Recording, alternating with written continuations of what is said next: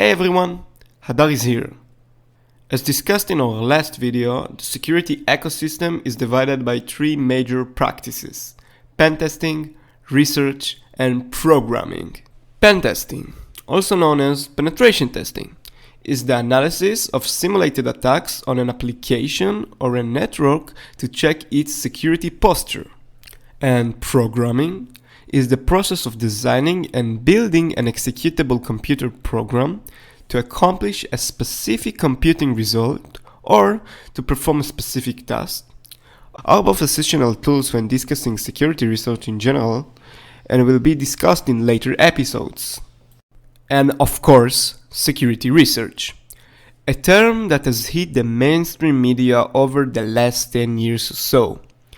As more organizations continue to get hit with malwares, botnets, and other risks, is the art of investigating malicious software and hardware, such as finding potential risk in products, exploiting social engineering, taking over devices for malicious purposes, and also, of course, vulnerability researching, the art of finding bugs and exploit them.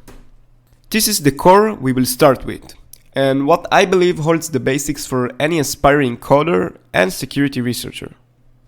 Cybersecurity, a term not even acknowledged about 20 years ago, is the discipline of protecting the data and integrity of computing assets belonging to or connecting to an individual or an organization network.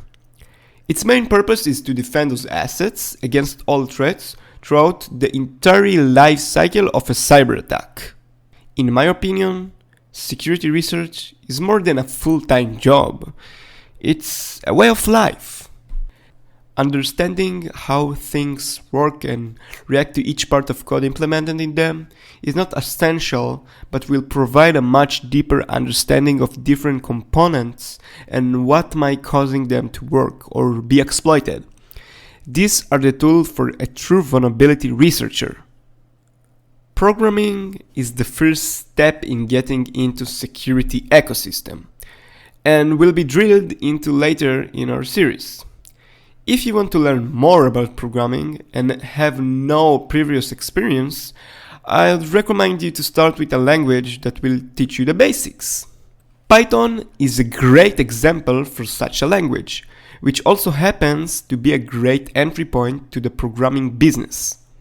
Finding a problem in a small and easy piece of code is much simpler than trying to spot it in a large program. When the code is large and messy, we can't understand what's going on and might cause some mistakes that can lead to vulnerabilities. This is a bad code because it's messy and too long.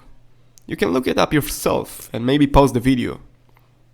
Another important point is how you express your thoughts as code. In the same way that you can express the same argument in different ways of normal debate, you can express the same problem-solving method in different ways in code. Don't be afraid to Google for ways of doing the things you like to do, as this is a trial and error way of thinking. Remember that you don't write the program for the computer, you write it for other humans. Unlike the bad code I showed you before, this code is good because it is neat and short. It does the exact same thing as the previous code does, just cleaner. I want to give you a challenge for the next video, which you will have to do. The challenge is a nice programming challenge. Write a function that takes an integer n and turns it into the output below. You can use any type of language you want. Example of what the function should do. So we have here magic 5 to 1.